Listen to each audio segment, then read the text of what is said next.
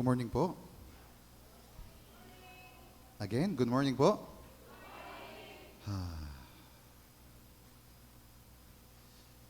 Nais ko lang po na batiin po muli natin ang ating po mga katabi, yung mga nasa tabi niyo po, na nagagalak ako, na nandito po kayo. Nagagalak ako. Nagagalak din po ako na makita ko po kayo muli sa umagang ito. Nagagalak po ba kayo na makita ko muli sa stage? Ako hindi po. Okay. Bago po ako magsimula mag-message, nais ko po, manalangin po muna tayo muli. So, nais ko po kayong anyayahan lahat na pumugit po. And let's pray. Father, once again, maraming salamat po sa umagang ito. Father, once again, also we thank you for this awesome weather you've given us. Father, continually mangusap ka sa salita mo, mangusap ka sa bawat buhay, sa bawat puso na nandito, Ama. Ama, tanging ikaw lamang ang manahan sa oras na to. Sa iyo lang ang aming puso, sa iyo lang ang aming tenga. Mangusap ka, ipoy mo ang puso.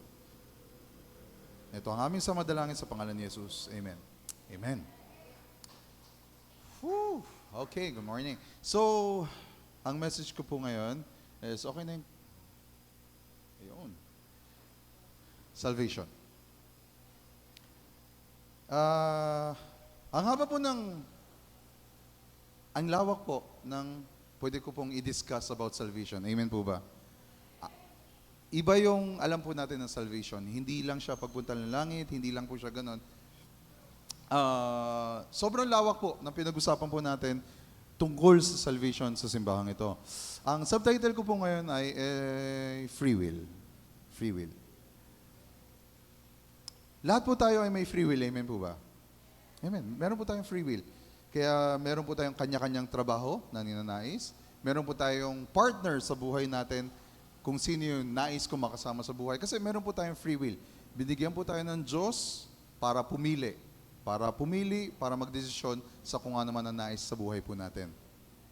So, moving on po. Basahin lang po natin itong dalawang verse po muna. So, Genesis 3:8. Ready, get set, go po.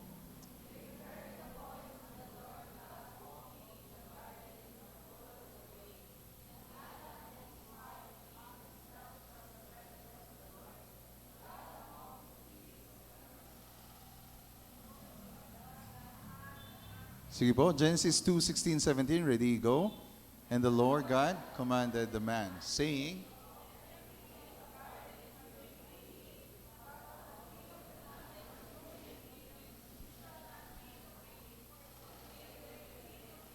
you shall surely die.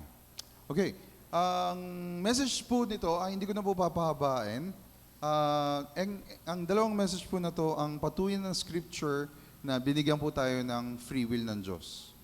So, sabi nga po, lalo na sa Genesis chapter 2, verse 16 and 17, ano po ang sabi? God commanded the man. Kung robot po tayo, kung robot man ang ginawa po natin, nakaprogram po sila.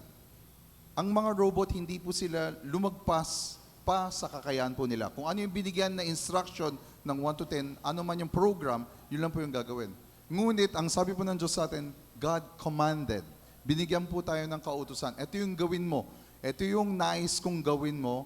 Tapos, yun, gawin mo lahat ng gusto mo. Kainin mo lahat ng gusto mo. Huwag lang yung bungang to. Kasi kung kung kakainin mo to, siya, mamatay ka. So, God given us a free will. Amen po ba? Lahat po tayo nakasunod. Lahat po tayo may free will. Binigyan po tayo ng Diyos ng free will. So ito pong verse, hindi na po natin babasahin. Ang verse po na to ay patungkol dun kay Eve, na tinempo siya ni Satan. So si Satan, spirit ng katawang serpent, diniceive po niya si Eve para kainin yung fruit. So dito po sa naka-highlight, dito po naka-indicate na si Eve kinuha niya, kinain niya, at binigay niya kay Adan, at si Adan kumain siya. So, nung namatay po siya, ano po yung 3 death? We very well know of this 3 death po. This is spiritual death, separation from God, lost everything. Itong tatlo pong to, hanggang dito, alam na alam po natin lahat. So, ito po. Ito yung time na nandun po sa Garden of Eden, kasama ng Diyos, katulad ng binasa po natin, first scripture sabi, God walked with man. So, kasama po ng Diyos ang tao sa Garden of Eden. Pero ang ginawa ng tao, kinain niya po. So, ate, and eventually, na-evict po siya. Eventually, napalayo siya sa Diyos, nagkaroon po ng separation. But this is the message, this is a good message. Pakibasa po, John 14:6. Ready, get, set, go.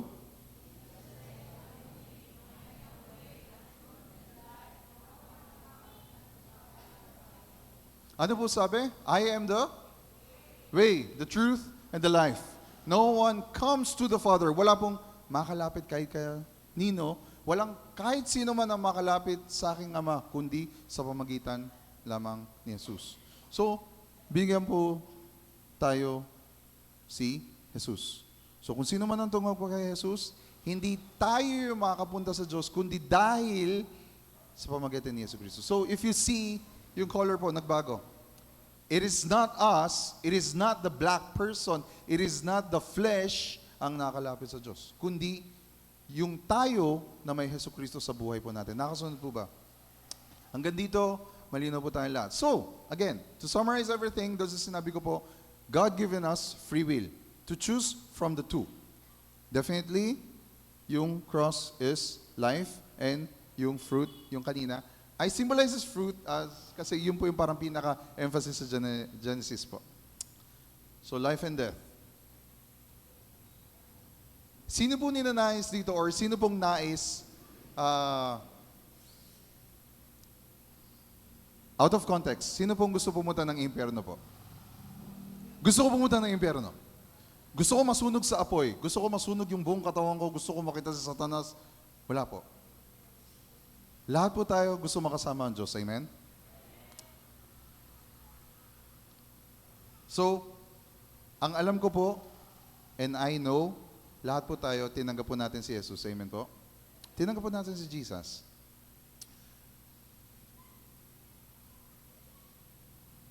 Ito po yung verse na very famous na alam na po natin. Ito yung sinabi po ni Jesus. At the end of days, maraming lalapit sa akin, marami tatawag sa akin, Lord, Lord. Pero ano po sasabihin ng Diyos? Hindi kita kilala. Basahin po natin, Matthew 7:21. Ready, get, set, go.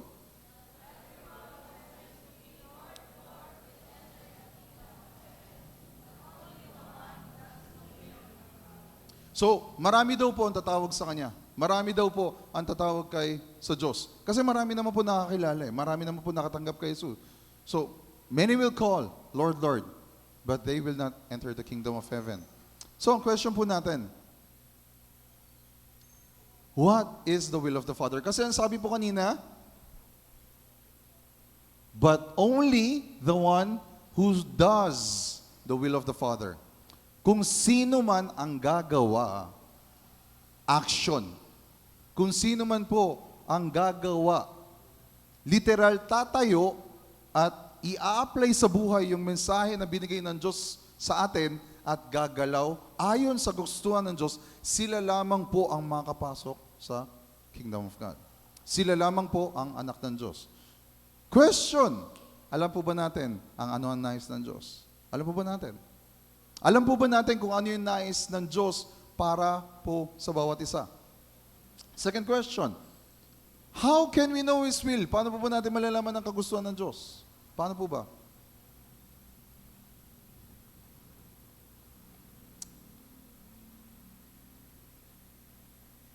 Yes, pagpunta po sa church. Yes, pagbabasa ng Bible, prayer, EGF, Wednesday prayer meeting, DT, QT, quiet time. Yun po yung mga bagay na pwede tayo maka-encounter ang Diyos para malaman po natin ang will ng Diyos.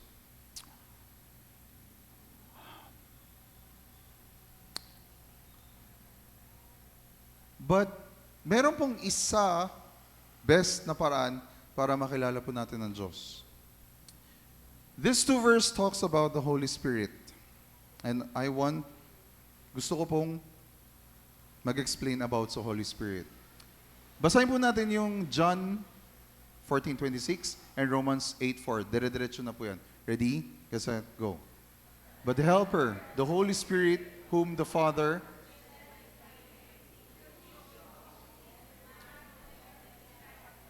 Romans 8:14, for those who are led by the Spirit of God are the...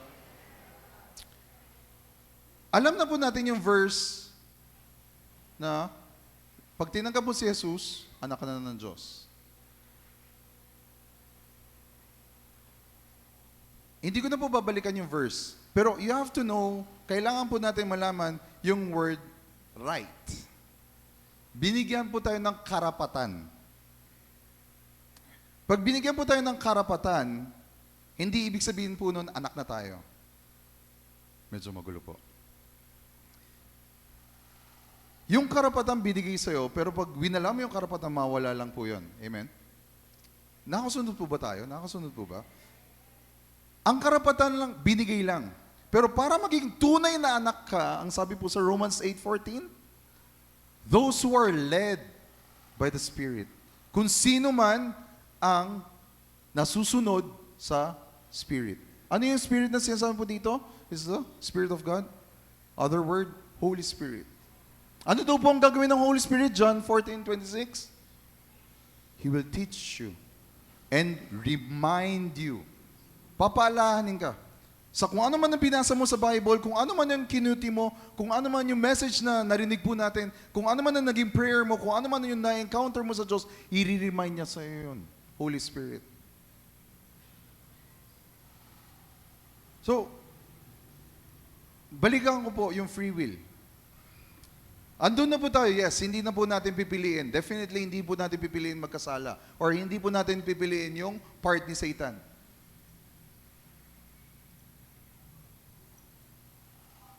Ang mahirap po minsan, nasa posisyon lang po tayo kung saan pumipili lang po tayo. Andun po tayo sa stage na pumipili lang po tayo sa buhay natin. Pipiliin ko si Jesus. Pero wala pong sumusunod sa buhay natin. Wala pong action na nangyayari po sa buhay natin. Romans 8:14. Anak ng Diyos are those who are led by the Spirit. If you will not be convinced, kung hindi ka mag-guide or kung hindi ka maging sensitive sa kung ano man ang ilalan ni Holy Spirit sa'yo, you will not understand.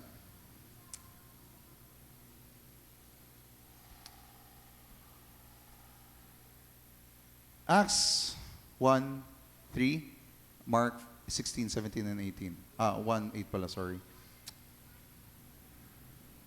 Acts 1:8, ito po yung kung saan nagsabi po si Jesus sa mga disciples. Mawala ako, pero may darating and He will guide you, which is the Holy Spirit. And dun sa buong book ng Acts, pagbabasahin po natin buong chapter ng Acts, dun na po nagkaroon ng miraculous works, ganyan. Ito po yung parang pinaka gusto ko pong i-discuss or gusto ko pong i-share ngayon.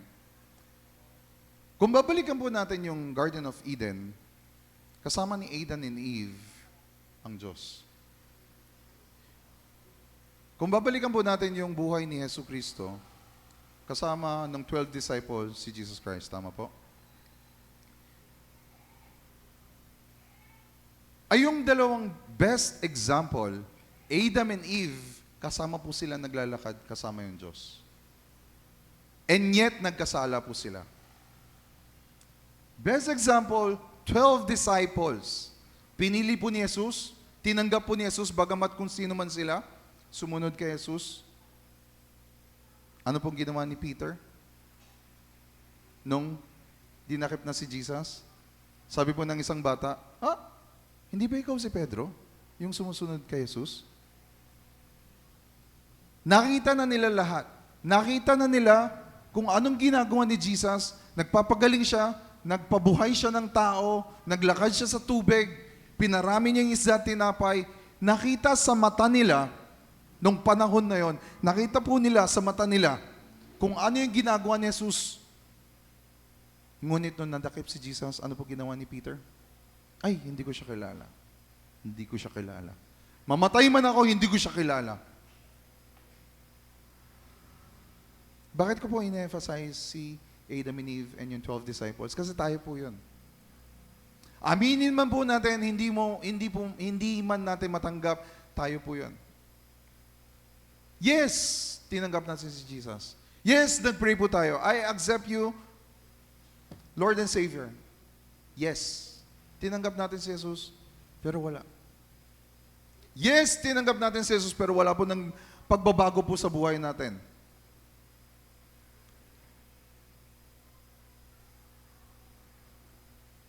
Si Adam and Eve, kasama nila yung Diyos. 12 disciples, kasama nila si Jesus. Walang nagbago po sa buhay. Alam po natin yung mga nangyayari. 12 disciples, isang araw, nasa barko po sila, nasa bangka, natutulog po si Jesus. Sobrang lakas po ng alon. Anong ginawa ng 12 disciples? Hindi po sila nag-pray. Feeling ko mamatay tayo, gisingin natin si Jesus. Jesus, Guro, mukhang mamatay tayo. Kasama nila si Jesus. Napakita na ni Jesus lahat ng lakas, lahat ng kaya niya. Binigyan ng karapatan, 12 disciples, pero wala po silang ginawa. Natakot po sila. Worst thing, nung namatay si Jesus, ano po ginawa nila? Nagpaka-lakas loob po ba sila? No. Nagtipon po sila, nagtago sa isang lugar, natakot. Kasi hahabulin na sila. Alam nilang mamatay na sila. Kasi alam na ng lahat ng tao na they are the followers of Jesus Christ. Ayan po tayo. Actually, mas worse pa tayo sa kanila kasi hindi po natin kasama ang Diyos. Hindi po natin kasama si Jesus physically. Naunawan niyo po ba? Si Adam and Eve nilikha ng Diyos kasama sa Garden of Eden. Araw-araw, pagmulat ng mata ni Adam and Eve, nakikita po niya ang Diyos. Nakikita niya po kung gaano kaganda yung nilikha ng Diyos para sa kanila. Araw-araw, kasabay nila maglakad. Araw-araw, kasabay niya makipag-usap, kasabay niya kumain. 12 disciples, araw-araw, kasama po niya. Kasama po nila si Jesus. Araw-araw, nakikita po nila ano yung mga tinuturo ni Jesus. Nakikita po nila kung ano yung mga nagagawa ni Jesus. Pero wala pong pagbabago nangyari sa buhay po nila. How much more tayo? How much more tayo? Na physically, hindi po natin nakikita si Jesus, hindi din po natin nakikita ang Diyos. How much more tayo, pagkasama po natin yung mga kaibigan po natin? How much more kung tayo, nasa workplace po tayo? How much more kung tayo, nag-iisa lang po tayo sa bahay? How much more kung nakikita mo yung mga anak mo, kung nakikita mo yung mga gulang mo, kung nakikita mo yung mga kaibigan mo, at emotionally you're affected. Hindi lumalabas yung pagka-Diyos sa buhay po natin.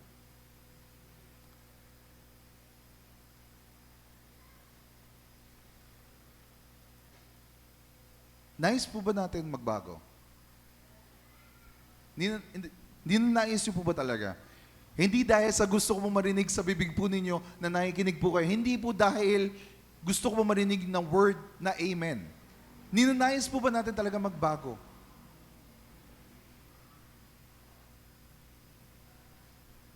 Natatakot po ako. Kasi alam na po natin, sa church na to, lalong-lalong sa LSCC, na we can lose our salvation. Amen? Mawawala po yung salvation. Pag hindi mo natapos yung BGBD, if your salvation is not perfect, ano po sabi po sa scripture? Hindi ko po nalilagay yun. Ano po sinasabi sa scripture? Kung hindi ka mababunga, kahit nakadikit ka, kung hindi ka mababunga, anong gagawin? You'll be cut off. At itatapon ka sa apoy. Lalong-lalo na kanina sinabi, hindi lang sa pagtanggap sa buhay ni Yesu Cristo, but led by the Holy Spirit. Kung wala po magbabago sa buhay po natin, ibig sabihin po nun, hindi mo ina-acknowledge, hindi po natin ina-acknowledge na buhay si Hesus Kristo sa buhay po natin. Babalikan po natin yung pagtanggap kay Hesus Kristo. Babalikan po natin yung acceptance of Jesus Christ. Jesus, I accept you as my Lord and personal Savior and Redeemer. Ang inaangkin lang po natin doon, yung pag-redeem. Yung pagbigay ng karapatan para maging anak po tayo, yun lang po yung kinukuha po natin. Pero hindi po natin ina-apply sa buhay natin. Pero hindi po natin inaamin sa buhay po natin na He is King and Lord po ng buhay natin. At ang sinasabi ko po kanina, hindi po tayo makakabalik sa presence ng Diyos dahil nagkasapul. We have this flesh. So wala po tayong kakayahan para makapasok or makasama ang Ama. One thing we have to do, kailangan po natin mamatay sa flesh. We have to be born with Jesus. So kung kailangan po natin magbago, kailan po ba nagbago yung mga disciples? Kailan po sila nagbago? Kailan po sila nagkaroon ng tapang? Kailan po sila nagkaroon ng hindi na natatakot sa buhay po nila? When the Holy Spirit came. Nung tinanggap po nila yung Holy Spirit, nagkaroon po sila ng kasiguraduhan. Yung seal. Nagsasalita na po sila sa ibang tongues. After po nila ma-receive yung Holy Spirit, di na po sila natatakot. Pumunta po sila sa iba't ibang lugar. Nagbahagi ng salita ng Diyos, nagpagaling. Nakasaad po yun sa Acts. Nagpagaling sila. Binuhay po nila yung patay. Pinagaling po nila yung mga sakit, yung mga hindi nakakalakad. Hanggang sa pinersecute na sila, hanggang sa namatay sila. Hindi po sila natakot sa buhay po nila. Kung hindi po tayo magbabago katulad ng 12 disciples, kung hindi po tayo magbabago katulad ng disipulo ni Jesus, wala po mangyayari po sa buhay natin. Pasensya na po, kung hindi nyo po aaminin, kung hindi nyo po tatanggapin yung mga conviction, yung mga teachings, yung mga reminder na binibigay ng Holy Spirit sa atin, kung i-deny po natin yon,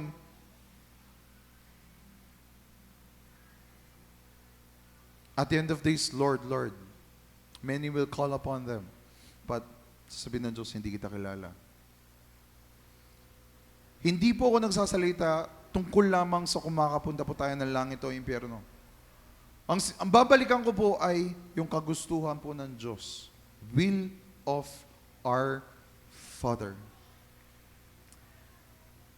From Genesis to Revelation, ayun po yung pinakanais po ng Diyos sa buhay natin. Na magawa po natin yung kagustuhan ng Diyos sa buhay po natin. At upang para magawa po natin yung kagustuhan ng Diyos sa buhay po natin, we have to change.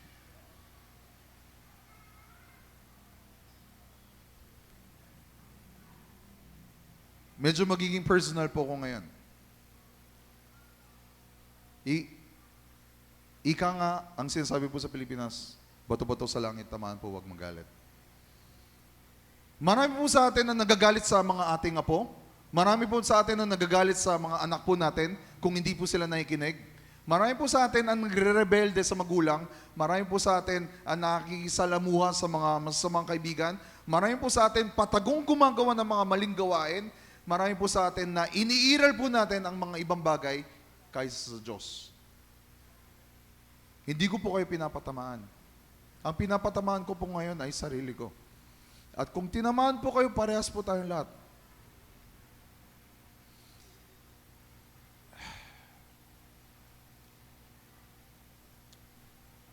Katulad po nung sinabi ni Kuya kanina,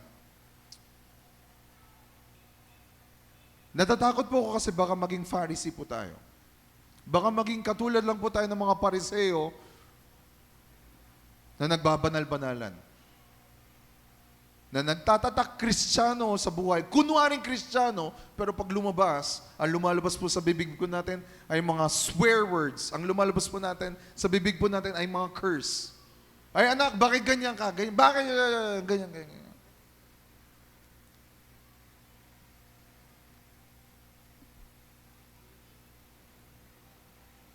We have to bear the fruits. We have to bear the fruit of Jesus. Ano daw po yung mga fruit? Hindi ko na po lalagay kasi mas manggulo po mangyayari sa message ko. Peace, joy, understanding. Wala po tayo nun. Wala po tayo nun. And for us to be able to bear the fruit and for us to be able to literally die for our children, for our next generation, for our friends, for our loved ones, for us able to really die for them, for us to really die, kailangan po natin mag-bear fruit. Balikan ko po, ano po ang title po natin? Salvation. Salvation, BGBD. Be born. Andun na po tayo. Be born na po tayo. Grow, bear fruit, and die. We have to accept the Holy Spirit.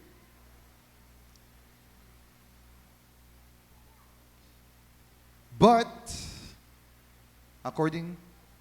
katulad ng sinasabi ko po, ang subtitle ko po is free will. Free will. At the end of the day, ninanais mo ba na umupo dito, makinig? Umattend naman ako eh. Andito naman ako eh. Nakikita naman ng mga ibang congregation na umupo ako dito, nakikinig ako. Hindi na importante kung ano yung asal ko sa labas ng simbahan. Hindi na importante kung ano yung mga masasakit na salita na lalabas sa bibig ko. Hindi importante kung ano yung mga actions na gagawin ko sa labas ng simbahan. Importante, ang napapakita ko ngayon sa loob ng simbahan. Huwag po tayo maging pariseo. Huwag po tayo maging mga disipulo ni Jesus bago mawala si Jesus.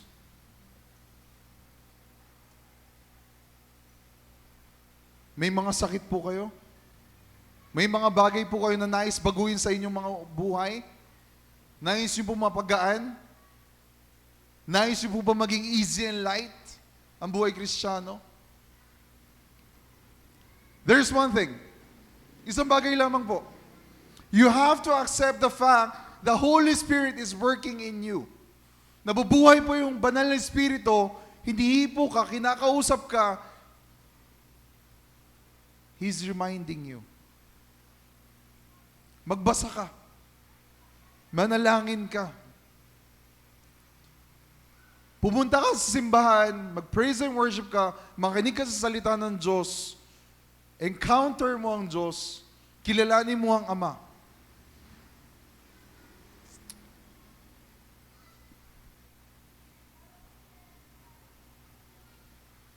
Nung hinanda ko po itong message na to, actually, hindi po ito yung message.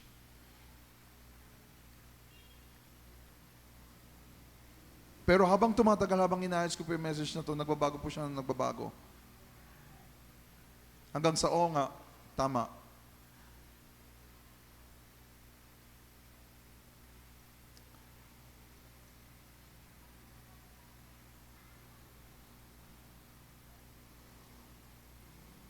Alam niyo po ba kung bakit nagkakaroon ng broken family? Alam niyo po ba kung bakit nagkakaroon ng confusion sa gender? Alam niyo po ba kung bakit nagkakaroon ng kaguluhan sa mundo? Habang tumatagal, mas nagugulo na po ang mundo. Habang tumatagal, nawawalan ng importance about marriage. Nawawalan na yung importance about sex. Nawawalan na yung importance about drugs, alcoholism. Alam niyo po kung bakit? Dahil nagiging maligamgam po tayo. Actually, ito po yung kagustuhan ni Satan. Ito po ang kagustuhan ni Satan sa bawat isa ngayon. Anak ka na ng Diyos, okay na yan. Nagsisimba ka na, okay na yan. Nandito ka na sa church, nakikinig ka, nakupo ka, nakikita ka ni pastor, okay na yan.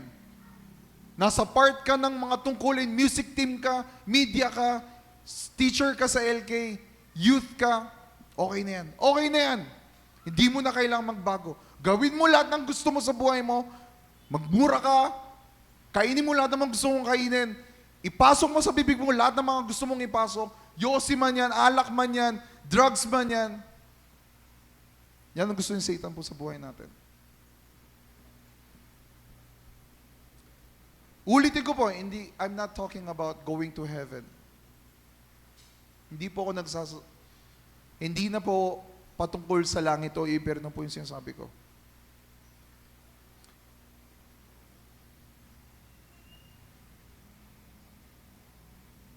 Kung totoo po na mahal natin ang ating Ama, gagawa po tayo ng paraan para malugod natin. Ewan ko po sa Pilipinas kung meron pong ganun, pero sa Korea po, napakalaking bagay po yung kailangan mag-ingat po yung mga anak sa kung ano man yung magiging action po namin. Kasi kung ano po yung magiging action po namin, hindi po kami yung mumurahin ng mga tao. Ang mumurahin po nila or ang tuturo nila ay hindi po kami, kundi yung mga magulang na nagpalaki po sa amin. Malaking bagay po yun sa Korea.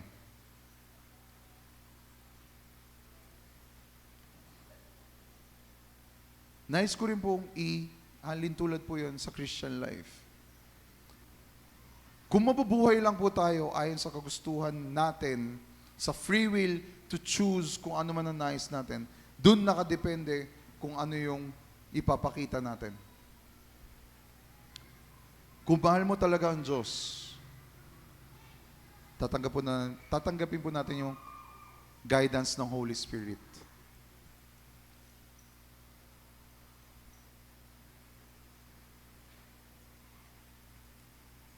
Ang tanong ko po, bago po ako magtapos, mahal po ba natin ang Diyos?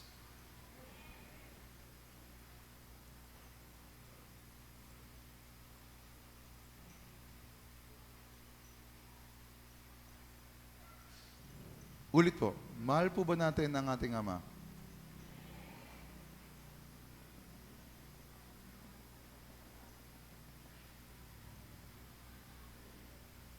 Baka tulog po. Tumingin po kayo sa bawat katabi. Tanungin niyo po yung katabi po ninyo. Mahal mo ba ang Diyos?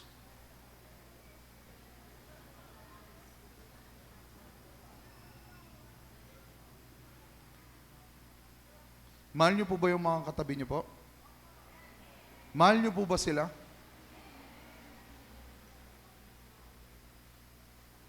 Then tell them, magbago ka. Baguhin mo yung buhay mo. Kung mahal niyo po talaga ang Diyos, kailangan po natin magbago.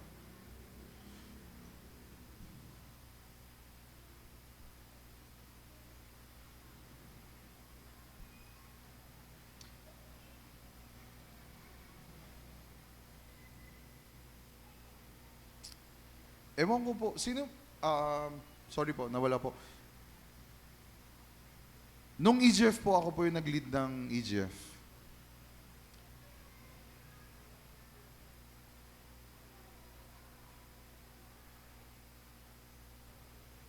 Sorry, hindi na po yun. Sige po. Kung mahal niyo po ang Diyos, tanggapin po natin yung paggalaw ng Holy Spirit po sa buhay natin. Kung tunay, mahal po natin, kung mahal po natin ang Diyos, kung mahal niyo po, ang tinatawag niyo pong Ama, kailangan may magbago po sa buhay po natin. Kung tunay na mahal mo ang Diyos,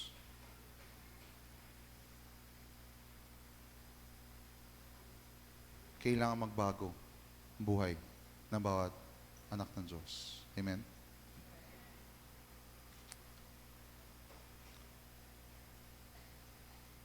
Sige po. Ah,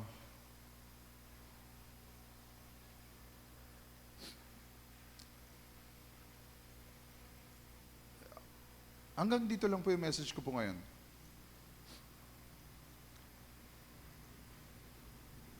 Pero mag-pray po tayo. Ninanais ko po kayo kanya mag-pray.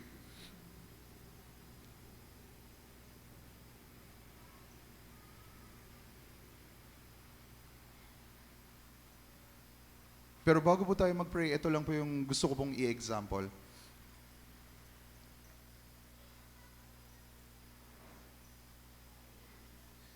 May mga tao pong minamahal po natin sa buhay. Amen po.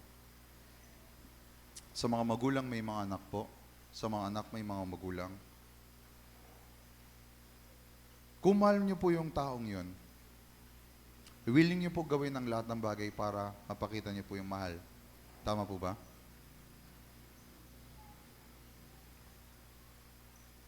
Ang ninanais ko po ngayon ay kung mahal po natin talaga ang Diyos, kung mahal po natin talaga ang ating Ama, kailangan po natin magbago. And for us to change,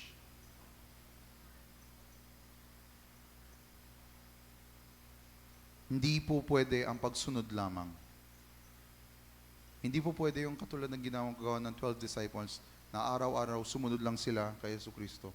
Nakita, wala pong mangyayari po doon. We have to accept the fact na Holy Spirit is there. Nandiyan po ang banal na Espiritu. Ginaguide niya po tayo. Because of the Holy Spirit, nagpagaling ang mga 12 mga disipulo. Why am I keep on insisting Holy Spirit?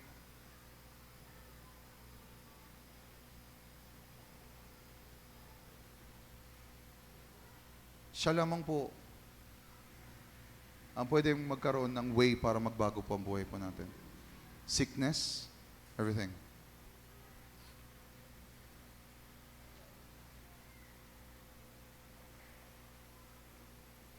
So, bago po ako magtapos, inanyaya ko po lahat ay tumayo po.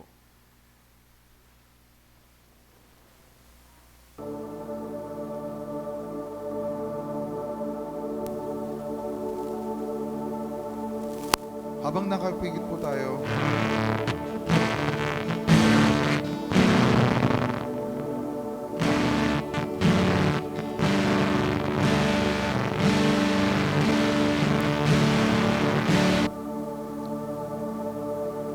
isipin po natin yung bagay.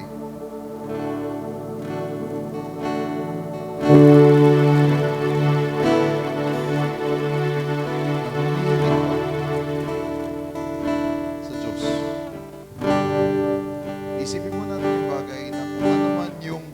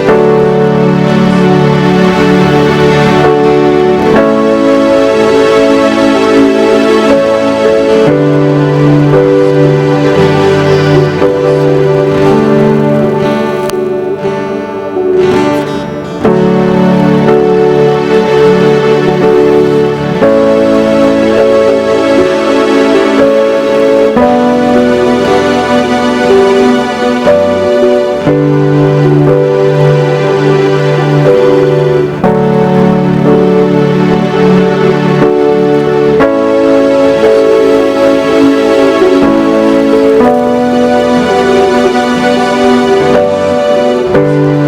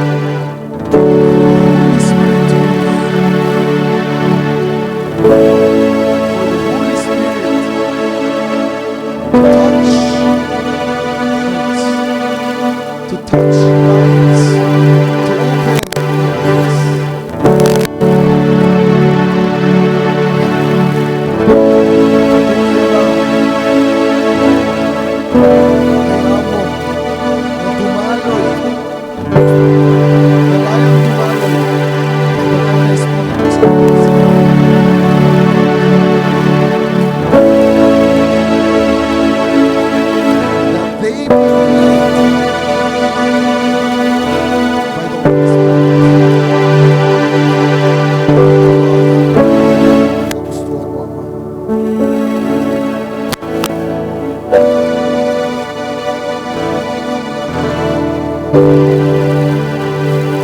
we love you.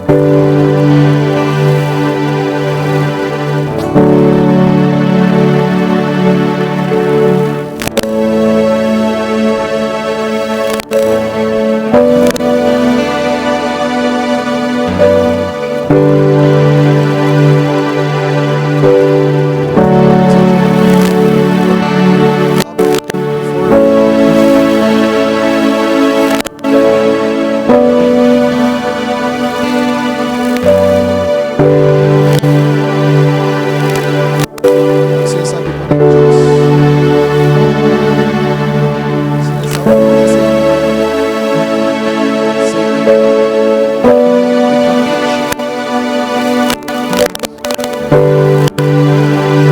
By the works of His voice. By the faith you have. Jesus Christ in you. He is the same. For a certain people na dito,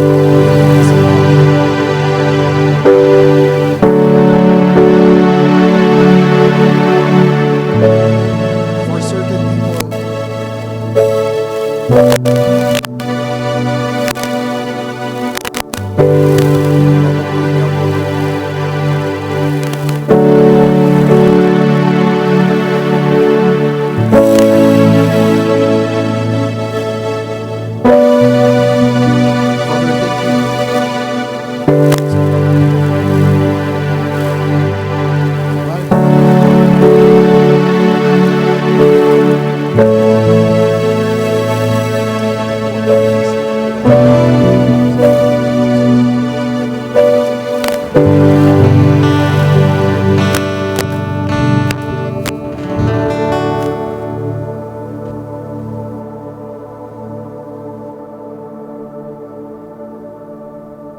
Magandang umaga po.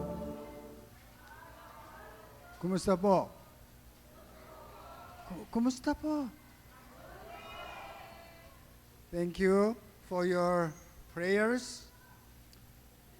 Unang-una, sa langit. Father, thank you. He's the one brought you here to solve him. Anyway, so, Sister Ann didn't come back yet kasi maraming problema na. Kaya, ito, tapos meron pa, kaya 17, she will come. Anyway. Sa 17 pa po darating, Sister Ann. So anyway, I'm so happy to see you. At ako po ay masaya, nagagalak na muli po kayong makita. My heart was almost dry up. At halos tuyot po yung aking puso. Hindi masaya sa Korea. Hindi masaya. So many things is good, but spiritual, hindi. Marami pong magagandang bagay po doon, pero sa spiritual po, hindi po. God moves in our needs. At ang Diyos po, kumikilos po siya sa ating mga pangangailangan. Thank you once again for your prayers and your faithfulness. Muli po, maraming salamat po sa inyong panalangin at inyong katapatan. Thank you. Maraming salamat po.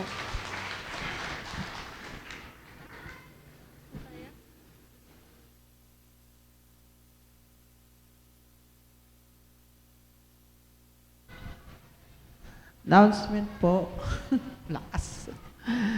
So patuloy po yung ating Lord's service. Nagsisimula po tayo ng alas 8. So reminding ulit, huwag po tayong mahuli.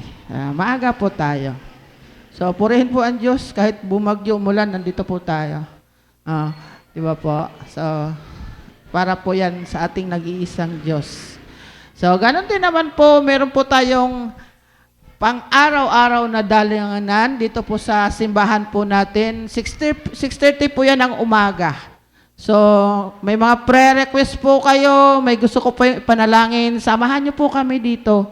Nananalangin po araw-araw. 6:30 po yung nagsisimula. So, sama-sama po tayo. At ganon din naman po, pagkatapos po ng gawain ito, maya-maya po, meron po yung ating mga maliliit na mga anak, apo. So, ganon din po yung aming sinasabi. Padala niyo po sila dito. Dalhin niyo po. Habang maliit pa po sila, napakaganda pong makilala nila ang Diyos. Kasi ako po naniniwala po ako, pag nagsimula po ang bata na nagpupunta sa simbahan, sa church, paglaki po niya, wala po tayong maging problema. Saan man siya mapunta, siguro po tayo na alam niya yung tama at mali. Paglaki po niyan, pag may dalagat binata na po yan, ang mga magulang hindi po talaga mamroblema. Bakit? Kilala po niya kung sino ang Diyos. Gagamitin po yan ng Diyos sa susunod na henerasyon po natin, yung ating mga kabataan. At ganun din naman po, meron po tayong gawain, mamaya po yan hapon, mga kadalagan at kabinataan naman po. So, ina-encourage po namin kayo na yung iyong mga apo at mga anak na mga dalaga, sa halip magnagalag doon po sa labas, papuntahin nyo po dito. So, para po ganun din naman po makilala po nila ang Diyos. Ma-meet nila ang Diyos. So, pagkatapos po yan ang gawain na yan, every Wednesday meron po tayong prayer meeting. 3:00 po yan ng hapon.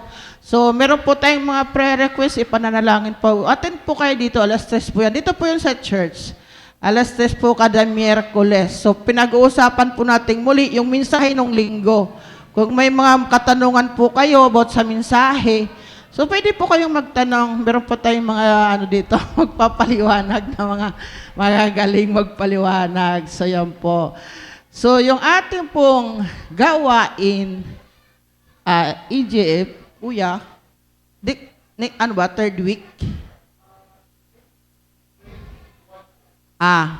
21 po yung ating darating na third week po yun, di ba? Third week, Kuya. Third week po. Next week?